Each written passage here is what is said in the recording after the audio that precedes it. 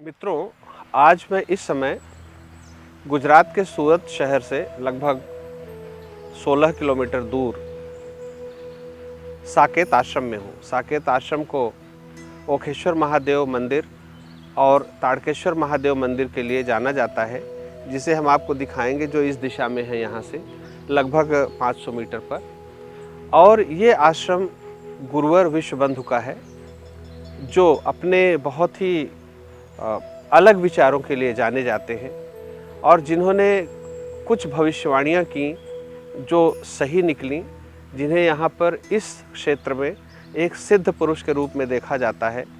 हालांकि उन्होंने कभी इस बात का दावा नहीं किया कि उनमें कोई सिद्धि है या कोई महान है, वो हमेशा अपने को एक साधारण व्यक्तित्व बताते हैं। लेकिन लोग जो यहाँ आसपास हैं, जो लोग उन्हें जानते हैं विश्वबंधु परिवार में, वो ये समझते हैं कि उनके जो विचार हैं, वो जो भविष्यवाणियाँ करते हैं, वो सच होती है। तो सबसे महत्वपूर्ण भविष्यवाणी जो उन्होंने की है वो है 3, और जिसे सुनने के लिए, उनके ही मुंह से सुनने के लिए मैं आज इस आश्रम में आया हूँ। और वो 3 भविष्यवाणियाँ हैं कि बदलेगा संविधान, बदलेगी राजधानी और बदलेगी व्यवस्था। उनका ये कहना है कि दिल्ली राजधानी भारत के लिए न तो शुभ है और न तो उपयुक्त है। इसलिए बहुत देर नहीं लगेगी जब राजधानी दिल्ली से उठ करके मध्य भारत में कहीं महाकौशल क्षेत्र में बसाई जाएगी। दूसरा उनका कहना है कि यह जो संविधान है, यह हमारे सनातन धर्म के एस्पिरेशंस जो हैं, जो उनकी मान्यताएं हैं, जो उनकी अपेक्षाएं हैं, उन पर खरा नहीं उतरता। इसलिए यह संविधान भी बदलेगा। और तीसरा उनका कहना है कि अंग्रेजों के जाने के बाद सरकारें बदली हैं, लेकिन व्यवस्था नहीं बदली है। जो सिस्टम है, जो तंत्र है, वो नहीं बदला है। वो कहते हैं कि ये तंत्र भी बदलेगा। और शीघ्र ही, उन्होंने समय तो नहीं दिया है, लेकिन जो संकेत दिया है उससे ये स्पष्ट है कि 2030 तक भारतवर्ष में बहुत बड़े बड़े बदलाव होंगे और विश्व में भी बहुत बड़े बदलाव होंगे। ऐसे बदलाव जिसकी कल्पना अधिकांश लोगों ने की भी नहीं है, कल्पना भी नहीं की है, सोचना तो बहुत दूर की बात है। और सनातन धर्म पूरे विश्व में एक बार फिर से मानव को मार्ग दिखाएगा। उनका कहना यह है कि सिर्फ सनातन धर्म ही मानव धर्म है, जिसे लोग स्वेच्छा से समझेंगे और स्वीकार करेंगे। वह समय आ गया है। अब हम इसके पहले कि गुरुवर से कुछ बातचीत करें, इस आश्रम की कुछ व्यवस्था को देखना चाहेंगे, आपको दिखाना चाहेंगे, जिसमें यहाँ पर सनातन संस्कृति के अनुसार पूरा जीवन है। यहाँ पर बड़ी बड़ी गौशालाएं हैं, उनके बछड़े हैं, गायें हैं, और प्रकृति की गोद में बसा हुआ यह पूरा आश्रम है, जहाँ पर सब कुछ बिल्कुल ही एक परंपरागत तरीके से होता है। और जहाँ आवश्यकता हुई है, वहाँ टेक्नोलॉजी को, यानी तकनीकी को, विज्ञान की आविष्कारों को भी स्वीकार किया गया है। यहाँ गौशाला एक प्रमुख चीज़ है। उसके अलावा यहाँ जो लोग रहते हैं, भारतीय जीवन पद्धति के अनुसार रहते हैं, लेकिन पश्चिमी पहनावे पे या अंग्रेजी भाषा पे ऐसा कोई प्रतिबंध किसी भी प्रकार का नहीं है। लोगों को पूर्ण आज़ादी है। उसके अलावा यहाँ पर जो मंदिर है, जो लगभग 400 साल पुराना है, वो उस मंदिर को भी हम दिखाएंगे। और यहाँ पर आप जैसा कि देख रहे हैं, आसपास में सरोवर हैं जिनमें कमल भी खिलते हैं, जो हम अभी देखेंगे। तो इस प्रकार से आश्रम का थोड़ा दर्शन करने के बाद हम गुरुवर विश्वबंधु से बातचीत करेंगे और उनके विचारों को स्वयं जानेंगे कि इस विषय में वो क्या कहते हैं। नमस्कार मित्रों। नमस्कार गुरुदेव। राम राम राम राम। आज हम आपको एक बहुत ही विलक्षण व्यक्तित्व से मिलाते हैं। आज हम आए हैं यहाँ सूरत में गुरुवर विश्वबंधु के आश्रम में। जैसा कि आप देख रहे हैं, प्रकृति के सौंदर्य के बीच में हम बैठे हुए हैं। और गुरुवर विश्वबंधु के कुछ हमने वीडियोस देखे थे जो YouTube चैनल पर है। 700 से अधिक वीडियोस हैं जो समाज, राजनीति, धर्म, आध्यात्म इन सभी विषयों को कवर करते हैं।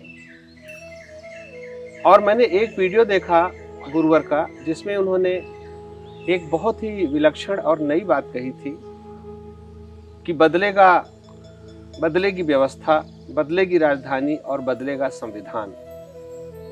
जबकि जो समसामयिक समाज है, इनमें से किसी भी के बदलाव के पक्ष में दिखाई नहीं देता।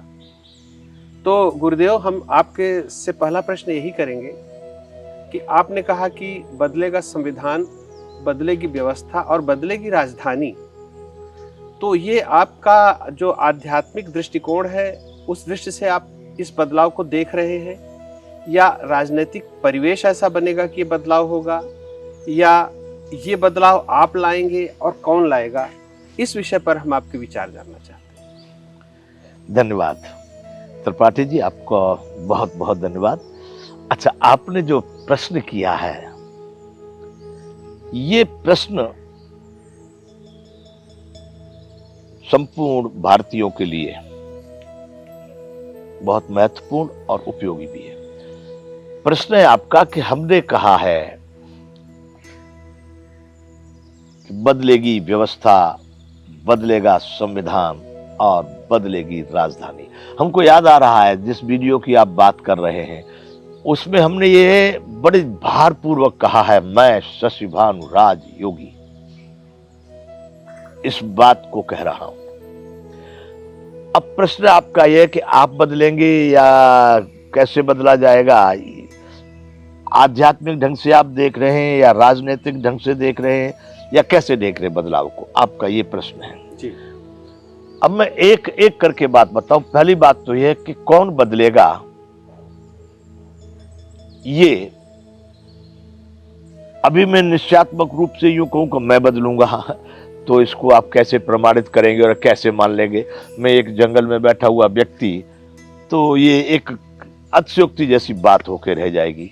यदि मैं यूं कहूं कि भाई ये तो समय के अनुसार में सृष्टि में इस तरह के बदलाव, चाहे संविधान हो, चाहे राजधानियां हो, चाहे व्यवस्थाएं हो, एक शाश्वत नियम है कि बदलते ही रहते हैं।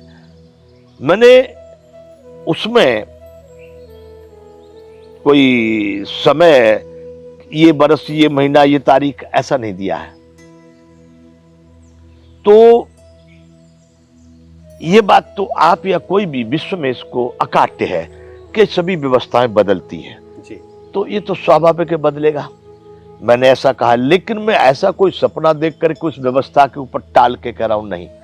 ये हमारे भारत में ये बदलाव,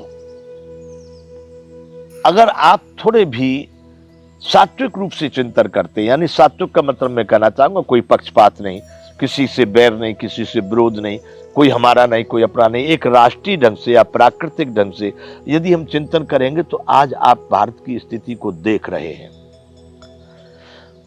आपके संविधान में बहुत सारे संशोधन हो चुके हैं जी, लेकिन फिर भी संविधान का कोई मतलब नहीं। अब मैं आपसे इस बात में एक आपको, क्योंकि मेरे समक्ष आज आप हैं, मैंने आपकी किताब देखी, उसमें से 2-4 पॉइंट पढ़े। आपने लिखी है वो किताब, मौन संविधान भयानक परिणाम, जी।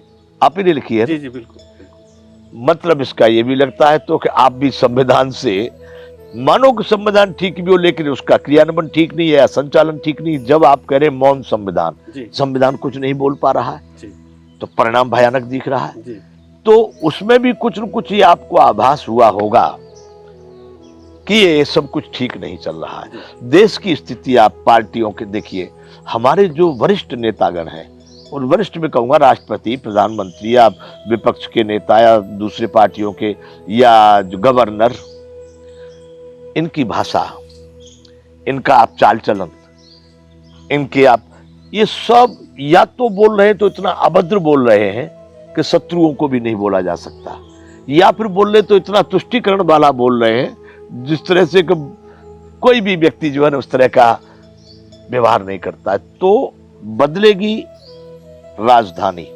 अच्छा चलो मैं कहता हूं बदलेगी राजधानी। आप मतदान करा ले आज, मैं इस बात का चुनौती देता हूं भारत के किसी को, चाहे वो सरकार हो, चाहे कोई व्यक्तिगत व्यक्ति हो, चाहे संस्था हो, आज वो सरकारें मतदान से बनती है ना, आज मतदान करा लें। अगर रिजल्ट ये ना आ जाए कि दिल्ली से राजधानी को बदलो, अवश्य यही आएगा। क्यों? एक तो लोगों को उधर आसाम से लेकर के कन्याकुमारी से लेकर के एक कोने में पड़ती है राजधानी।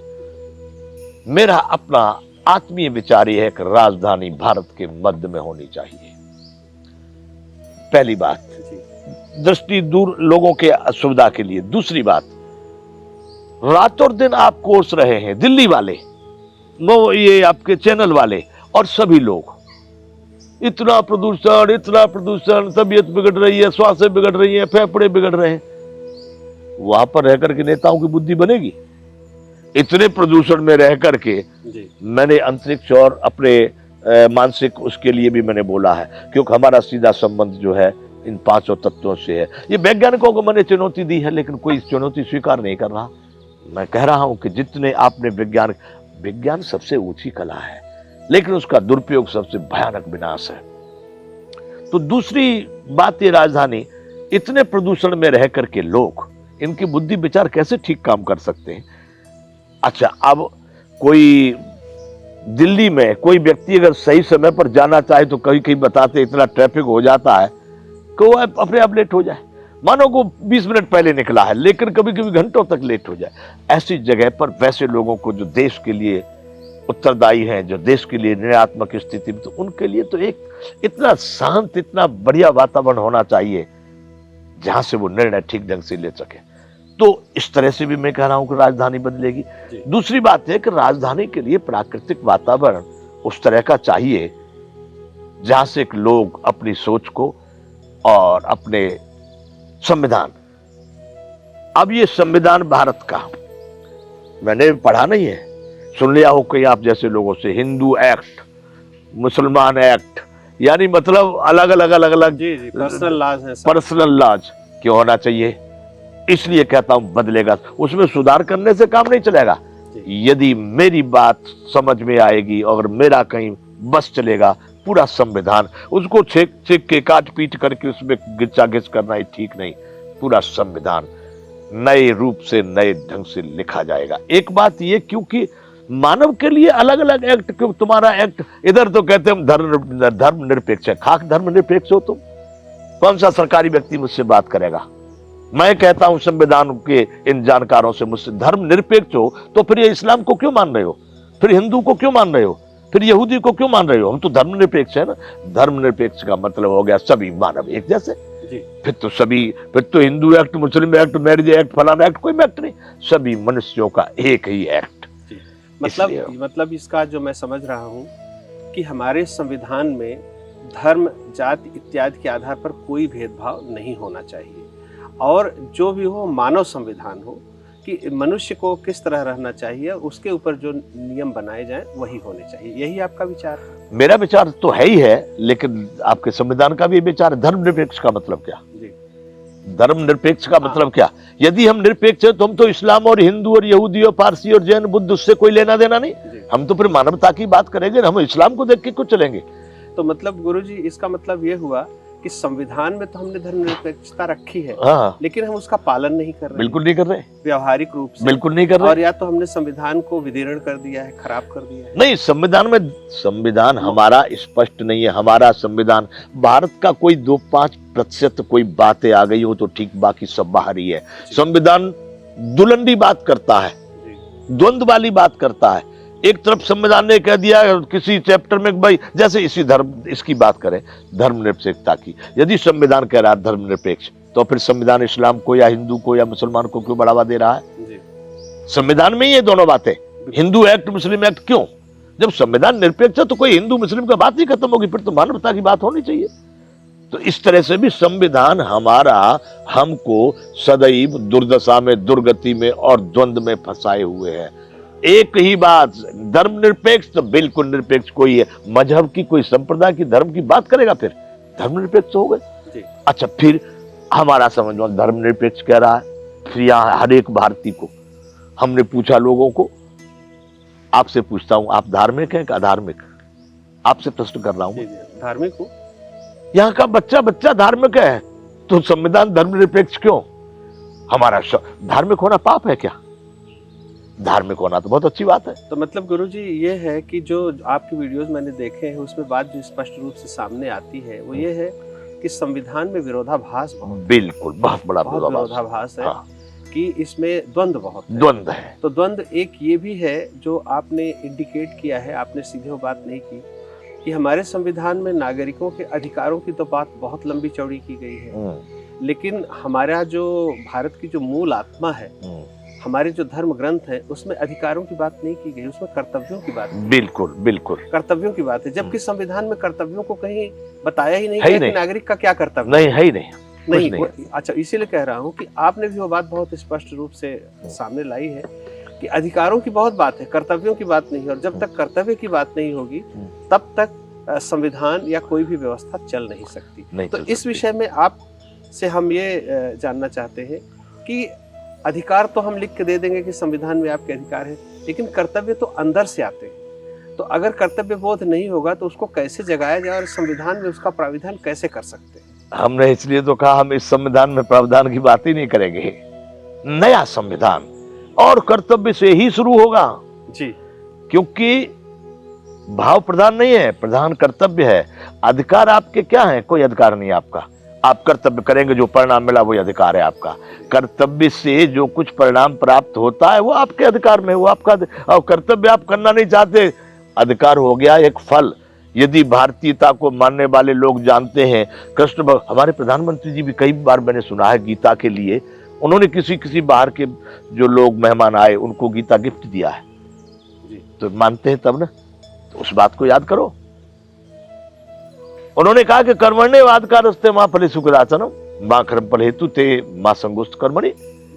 भगवत गीता में जो भगवान कृष्ण ये कहा है कि तू कर्म कर। अच्छा, और कर्म का जो फल है वो अधिकार।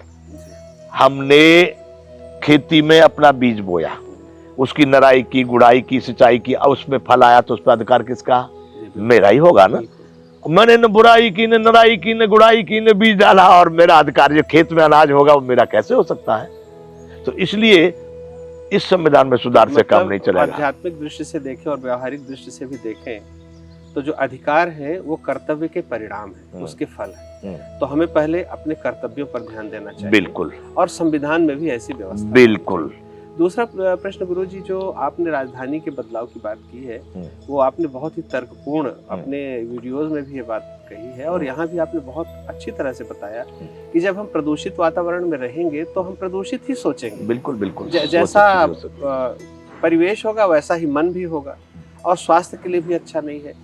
तो ये बात तो सर्वसम्मत, मतलब कोई भी इसको मना नहीं कर सकता कि दिल्ली रहने योग्य नहीं रह गई है।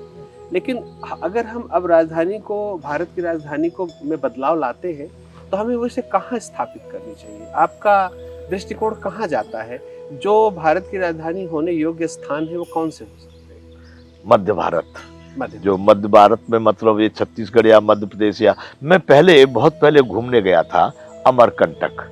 तो अमरकंटक से निकलती है नर्मदा नदी, और उसके बाद में एक डिस्ट्रिक्ट आता था मंडला। मैंने वहां देखा बहुत कम जनसंख्या और इतना प्राकृतिक वातावरण बढ़िया। नर्मदा का जल भी बहुत शुद्ध है। यदि गंगा के बाद में अगर मुझे पूछा जाए तो जड़ी बूटियों से मतलब भरपूर, और हर तरह के वातावरण, वायु। वहां पर कोई ये हम यहाँ गुजरात में बैठे ना, यहाँ नमकीन हवाएं हैं और इसको नमी वाली हवाएं हैं, लेकिन वहां का वातावरण बहुत सुंदर है।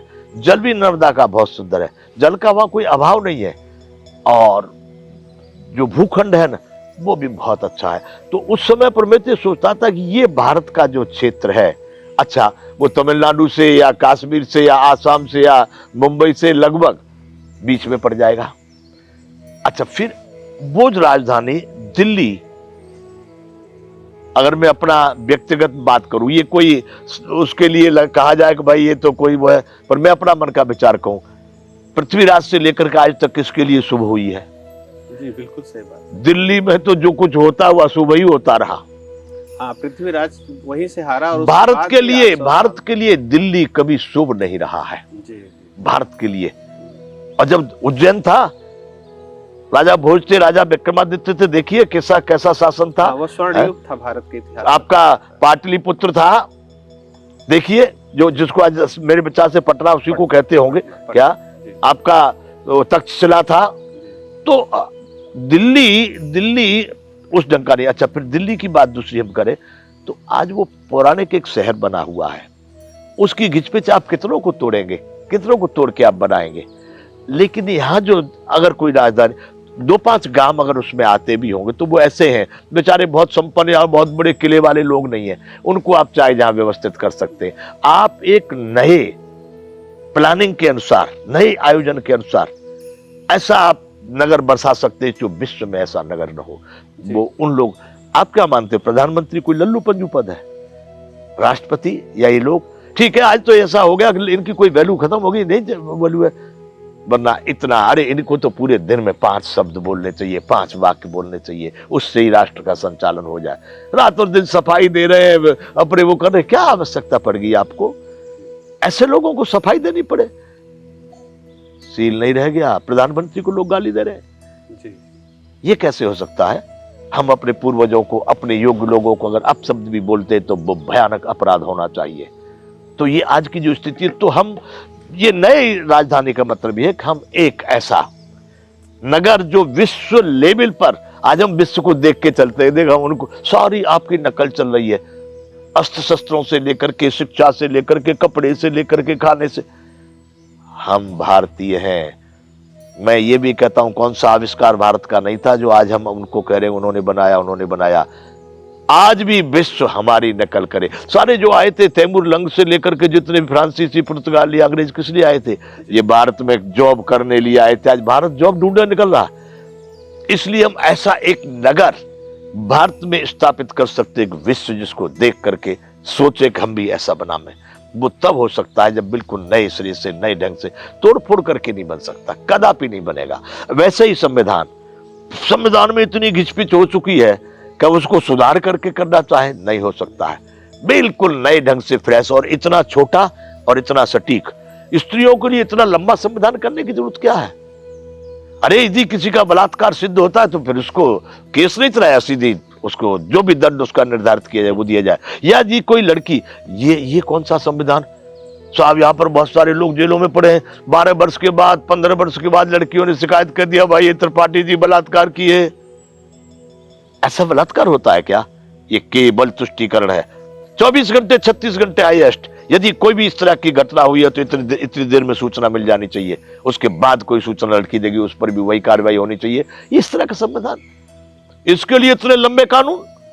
2 वाक्यों का काम। मतलब संविधान ऐसा होना चाहिए जो प्रत्येक भारतीय जिस संविधान को याद कर सके, तब ना संविधान का पालन होगा।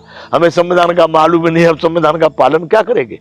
इसलिए संविधान भी नया सिरे से और राजधानी नए सिरे से। अब रही बात आपकी तीसरी थी व्यवस्था की। तो ये जो कार्य क्यों किए जाएंगे? व्यवस्था के लिए ही। जब ये दोनों बातें ठीक होंगी तो व्यवस्था में अपने आप परिवर्तन आएगा। और मूल तो व्यवस्था ही है, व्यवस्था परिवर्तन के लिए ही ये काम करने हैं। आज हमारी जो व्यवस्था है, एक बात मैं यहां पर कहूं, कुछ लोग मुझको टोकते हैं, मुझे ठीक इसका पता नहीं। आप ये बताइए कि यहां गुजरात में हम बैठे हैं, मैंने सुना है यहां पर संवैधानिक रूप से शराब बंद है जी, दारूबंदी है यहां पर। अब भाई किसने किया है, सरकार के संविधान में है कि व्यक्तिगत संविधान में है, मैं इसका भी कुछ खुलासा नहीं करता। लेकिन मैंने ये सुना है, गलत है तो गलत हो गया, अगर ये सही है तो कौन दोषी है इसमें? सबसे ज्यादा, अरे साहब भारत के किसी राज्य में इतनी शराब नहीं पी जाती जितनी यहाँ गुजरात में पी जाएगी। जितनी शराब दूसरे राज्यों में बनती नहीं है, ये देसी शराब जितनी यहाँ बनाई जा रही है। और ऐसी स्थिति है शराब के विषय में, कौन दोषी है इसका? एक व्यवस्था ही है ना। इस व्यवस्था का कौन उत्तरदायित्व लेगा? यहाँ की सरकार ले रही है, केंद्र सरकार ले रही है, कोई आईएएस ले रहा है, कलेक्टर ले रहा है, तो हम कहां हैं? इसलिए बदलेगी व्यवस्था। या तो आप कह दो पियो भाई फ्री, सब जहां पियो रोड में लेके पियो, ठीक हो गया भाई, हो गया, कुछ नहीं है। या फिर जो आपने जो नीति नियम, जो विधि विधान लागू किए हैं उनका पालन होना चाहिए। मतलब गुरुजी ये है कि हमारे जो हम नियम बनाते हैं, अगर हम उन्हें इम्प्लीमेंट नहीं कर पाते, उनका क्रियान्वयन नहीं कर पाते, तो एक तरह का पाखंड है। कोरा पाखंड, आप बिल्कुल सही समझे, दिखावा है लोगों को दिखावा। प्रभावित करने का, वही हमने किया। और एक प्रश्न इसके साथ ये भी आता है जिसपे भी आपने अपने वीडियोस में इंडिकेशंस दिए हैं कि अगर हम कोई भी कानून बनाते हैं तो उसका इम्प्लीमेंटेशन 100% होना चाहिए, नहीं तो वो पाखंड के अलावा कुछ नहीं होता है। तो ये बहुत ज़रूरी है कि जो भी हम कानून बनाएं उनका क्रियान्वयन। तो क्रियान्वयन में समस्या यही आती है, आपने खुद अपने अभी जो आपने बात की उसमें आया है कि सरकारें तो बदल जाती हैं लेकिन व्यवस्था नहीं बदलती। नहीं बदल। अब हमने कई फिल्मों में डायलॉग भी ऐसे सुने हैं कि ठीक है सरकार उनकी बनी है लेकिन व्यवस्था तो हमारी ही है। ऐसा भी है, ऐसा भी होता है। तो व्यवस्था तो एक ऐसे लोगों के हाथ में है जो शायद सरकार को भी नियंत्रित करते हैं। तो इसलिए व्यवस्था में बदलाव सरकार में बदलाव लाने से ज्यादा बड़ा बदलाव लाना है, तो वो कैसे संभव हो पाएगा? देखिए, जो सामंतशाही व्यवस्था पहले थी जी। और जो अंग्रेजों के या दूसरे लोगों के जो वो है, ये सभी सामंतवादी थे और आज भी उसमें कोई अंतर नहीं आया है। यूं पकड़ते डायरेक्ट घुमा करके पकड़ना शुरू कर दिए हैं। बात तो वही की वही है। आप ये सोचे कि इसके लिए, अच्छा चलो मैं एक बात करूं, इस भेष में जिन लोगों ने बाबा जी का भेष बनाया उनको 1000 करोड़, 500 करोड़, 200 करोड़, 100 करोड़ इसकी व्यवस्था करने की क्या आवश्यकता है? ये भेष तो उस परम ब्रह्म परमात्मा के लिए, अपने कल्याण के लिए, या फिर प्रकृति, प्राणी और राष्ट्र धर्म के लिए। वहां धन की आवश्यकता नहीं। हम तो जहां जाएंगे आप हमारी व्यवस्था करेंगे, हमको इसकी व्यवस्था, हम मुनिमगिरी क्यों कर रहे हैं? तो ये सारा जो अभी जो चल रहा है, आपने जो प्रश्न किया है कि ऐसे लोग हैं जो सरकार पर हावी रहते हैं, या ऐसी संस्था कहें या आप कॉर्पोरेट के लिए कहना चाहेंगे, या जो भी कुछ धनवान लोग, वो केवल वो लोग हैं, वो विद्वानों का तो यहाँ क्लास है नहीं, पर वो वैसे धनवान हैं। वो धनवान एक दूसरे के पूरक हैं, शासक और वो धनवान। अब ये प्रमाणित करने की बात आ जाती है, वो हो जाएगी तो भी हो जाएगा, नहीं जरूरत नहीं हो जाएगा। मैं एक बात बताऊं, वैसे यह मेरे सूरत में कितने लोग हैं जो बिल्डर लोग या डायमंड वाले लोग, उनके पास में शासकों का पैसा लगा हुआ। अब आप कहें तो क्या, क्योंकि ये इनका स्वभाव बन गया, क्योंकि शासक लोग उन पर कृपा करेंगे। क्यों? क्योंकि वो उसमें शामिल है। तो इसलिए वो, वरना तो मेरे पर कौन हावी होगा? अगर मैं नीट एंड क्लीन हूं तो मेरे पर हावी होगा। पर वो हावी क्यों है? कि वो सब काने हैं, ये सभी काने हैं। इसलिए उन लोगों को, आज किसानों को गांव में मजदूर नहीं मिल रहे। आप देखिए स्थिति क्या है। और इधर आप देख तो ये बड़ी, जो गरीब था वो गरीब ही है और जो अमीर था वो अमीर है। मध्यम वर्ग की हालत बड़ी विचित्र तब भी थी और आज भी है। इसलिए ये व्यवस्था के लिए जो हम चिंतन कर रहे हैं, व्यवस्था का मतलब यह है कि एक श्लोक में कहा, हालांकि ऐसा कभी होगा नहीं। मैं जब इस बात को कहूं तो आप ये मैंने अपने हर एक उसमें बात में कहा है कि अंधेरा शाश्वत है, उजाला कृत्रिम है। जी जी बिल्कुल। बुराइयां कभी संसार से नष्ट हो पाएंगी, मैं इस बात का कोई बात नहीं आपका करता। ये विचार बहुत ही रिवोल्यूशनरी लगा मुझे, क्योंकि अधिकतर लोग बोलते हैं कि अंधेरा तो उजाले की अनुपस्थिति है, पर आपने उसके अलग से बात कही कि अंधेरा शाश्वत है और जब तक परिश्रम करके, मेहनत करके या प्रयास करके हम जलेंगे नहीं और जलाएंगे नहीं, अंधेरा बना रहेगा। और वो जलना बंद हुआ फिर अंधेरा ही होगा। इसलिए शाश्वत तो अंधेरा ही है, ये कभी नष्ट तो नहीं हो सकता। परंतु हम अपनी आवश्यकता अनुसार हम उजाला उत्पाद कर सकते हैं, उसका उपयोग कर सकते हैं, उसको सही तरह से उसका हम समन्वय बना सकते हैं। परंतु अंधेरे को कोई कहे नष्ट हो जाए, मैं कहूँ सारे संसार से बुराइयां नष्ट हो जाएंगी, कभी नहीं होंगी। परंतु एक होती है, हमको मालूम है कि ये बुरा व्यक्ति है। आज समस्या क्या है कि यही मालूम नहीं बुरा कौन अच्छा कौन, सही क्या गलत क्या, झूठ क्या सत्य क्या। ये जो घालमेल हो गया है, ये अव्यवस्था।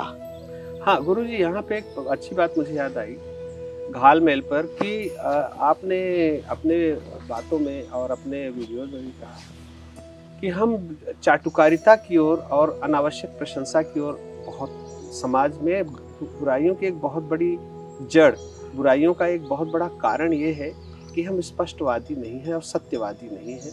हम व्यक्ति को खुश करने के लिए, प्रसन्न करने के लिए हम वो बातें कहते हैं कि जो उन्हें अच्छी लगे, और उससे क्या होता है कि व्यक्ति बुराइयां अपनी बुराई की ओर ध्यान न दे करके वो बुराई को और बढ़ाता है। तो अगर हमें इससे दूर रहना है तो एक जो नई पीढ़ी है या हमारी ब्यूरोक्रेसी है या हमारा जो पूरा तंत्र है, ये लोगों को आप क्या संदेश दें कि किस तरह से हम इससे दूर हो सकते हैं? देखिए, सबसे बढ़िया इसके लिए बात है, उपाय है, वो ये है कि व्यक्ति से व्यक्तिगत से लेकर के परिवार, गांव, राष्ट्र, समाज जो भी है, सबके लिए एक ही मूल मंत्र है कि आप सत्य को स्वीकार करें। यहां आज हिंदू मुसलमान का ये चलता है, भाई उन्होंने ये कर दिया, और या हिंदू मुसलमान के हम उस सत्य को स्वीकार नहीं कर रहे कि हमने गलतियां की, हमने बहुत सारी भूलें की, हम विलासिता में हम उसमें कूद गए, हम उसको स्वीकार नहीं करते। हम दूसरों को गाली देते, त्रिपाठी जी ने हमारी चादर छिना ली, साहब नहीं, हमने भूल की। तो सबसे बड़ी चीज यह है कि इसमें चाहे कोई भी हो, राष्ट्र हो, शासक हो, नेता हो, साधु हो, महात्मा हो, समाज सुधारक हो, उसको सत्य स्वीकार कर लेना चाहिए कि मेरे में ये अनुचित है, मेरे में ये कमियां हैं और मेरी कमियों के कारण ये हुआ। जिस दिन हम उस सत्य को स्वीकार कर लेंगे तो हमारे में एक नया जन्म होगा, क्या कि अच्छा करने का। मुझे आपसे जीतना है तो आपको गाली दे करके मैं नहीं जीत सकता। आपसे ज्यादा सामर्थ्यवान बन जाऊं, आपसे ज्यादा शक्तिशाली, विद्वान, योग्य, सब तरह से मैं आपसे अपनी सामर्थ्य को बढ़ा लूं तो हो गया मैं विजयी। परंतु मैं अपने को, सत्य को, उसको स्वीकार नहीं कर रहा कि मैंने गलतियां की, मेरे में दुर्गुण है, मैं चोर हूं, मेरे में कमजोरियां, इसको नहीं मैंने तो कभी गलती की नहीं। अरे वो त्रिपाठी बहुत चोर है, फलाना ढिकना। मैं अपनी कमजोरियों को, अपनी बुराइयों को, अपनी नाकामियों को दूसरे के ऊपर रख रहा हूं। ये इस भारत का सबसे बड़ा दुर्भाग्य है। और इसमें जो चाटुकारिता, क्योंकि जिसके पास सही मार्ग नहीं होता तो क्या करे, फिर वो त्रिपाठी आप बहुत अच्छे आदमी, अरे आप तो बड़े योग्य हैं, आप बड़े, वही करता है। और जिसके पास सही मार्ग है, सही दृष्टि है, सही जिसके पास में समाधान है, वो कभी चापलूसी नहीं करेगा। क्यों करेगा चापलूसी, किसका मतलब? और ये चाटुकारिता जो है ना, एक दूसरे का तुष्टिकरण, आज हमारे भारत में मेरे भेष वाले लोग जी इतनी, अच्छा उनको डर भी है क्योंकि उनके पास धन है, आज उनकी भी इंक्वायरी कराई जाए। वैसे तो जिनसे नई तालमेल बना सरकार, वो राम रहीम, रामपाल और आसाराम कई एक बात, और दक्षिण में भी कुछ है डाले हैं जेल में, ऐसे तो अभी हजारों हैं। परंतु वो सरकार के साथ मिले हुए, चाहे तुम भी रहना हम भी रहना, हाँ, उसमें वो वैसे लोग हैं, परस्परम प्रशंसन्ति वाली बात, वो वैसे लोग हैं। वरना तो हम एक बात आपको करें, मैं स्पष्ट रूप से बोलता हूं, मैंने हर विषय के वीडियो डाले हैं। जी एक बंबई में कांड हुआ था, कुछ लड़कों का, एक ने आत्महत्या कर ली थी, तो चरस गांजे का बात आई, लड़कियां कुछ सिगरेट भर के गांजा पीती, चरस पीती, उन पर भाई कानूनी बड़ा पूरा दिल्ली ने ताकत लगाया था साहब, पता नहीं क्या उसमें हुआ। मेरे यहां भारत में कितने लोगों को सिक्योरिटी दी गई है, पुलिस वाले साधुओं के भेष में। जी जी जी मैं देखा हूं, इनको लाइसेंस दिया गया है, बड़ी चिलम और बड़े साहब, हीरोइन और स्मोक और कोकीन से लेकर के गांजा, चरस, भांग तक पुलिस वाले ड्यूटी कर रहे हैं उनके यहां, पुलिस वाले ड्यूटी कर रहे हैं, सरकार ने दिए हैं। अरे दे दनादन, क्यों? ये दो तरह का किस तरह से आपका है, आपने उनको लाइसेंस दिया है क्या उनको आपने परमिशन दे रखी है? एक सिगरेट में बनने के लिए वो आ गया, वो उनके नाम है, वो पैसे कमाते, हीरो ने, इन पर दबाव डालो, या बाबा जी से मिलने वाला क्या है जेल में भी डाल दोगे, छोड़ दोगे फिर 10-5 दिन में। तो मतलब गुरुजी ये है कि जो हमारा दोहरा चरित्र है वो हमें नष्ट कर रहा है। बिल्कुल। अब एक आपसे आखिरी प्रश्न पूछूंगा, आपका समय बहुत महत्वपूर्ण है, मुझे पता है आपको एक दूसरी मीटिंग के लिए जाना है। बिल्कुल सही है। तो एक आखिरी प्रश्न छोटे में उत्तर चाहूंगा मैं, क्योंकि आपका समय हो गया और मुझे संकेत मिल रहे हैं कि हमें आपसे बात बंद कर देनी चाहिए। आपने एक और बहुत अच्छी बात कही जो मुझे बहुत अच्छी लगी, कि नवयुवकों ने, नवयुवतियों ने अपने हाथ से शरीर श्रम करना बंद कर दिया और जिसका बहुत ही बुरा परिणाम होगा। तो ये बात तो मैंने महसूस की है, लेकिन इस विषय पे आपके थोड़े विचार और एक संदेश नवयुवकों के लिए, नवयुवतियों के लिए, कि वो अपने शरीर का श्रम बंद ना करें और उन्हें कैसे और क्या करना चाहिए और इसका क्या लाभ और हानि है, इस पे थोड़ा सा अपना विचार होगा। देखिए, अभी नवयुवक और नवयुवतियां, वो आप कहेंगे तो जो 12 साल से लेकर के 18, 20, 30 साल तक के लोगों को उसको कहा जाता है, ये अबोध होते हैं, ये सुबोध नहीं है।